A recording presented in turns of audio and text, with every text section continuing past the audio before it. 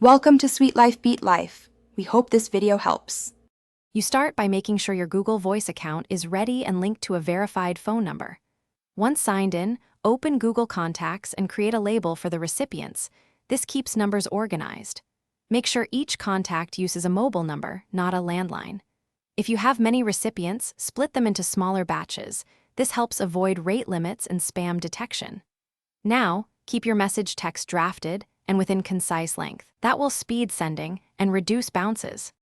Next, use the Google Voice web app to compose and send.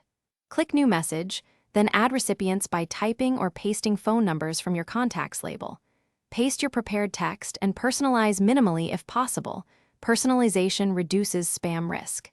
Send to a controlled batch size, 10 to 20 is safer.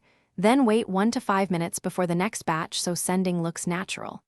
If you need automation, export numbers to sheets and use a browser macro, but make sure it mimics human pacing. Finally, review delivery receipts in Google Voice and follow up on failed messages one by one. Retrying too fast can trigger blocks. Make sure to monitor any warnings, CAPTCHA, or temporary suspensions. If you see those, slow down and split lists further.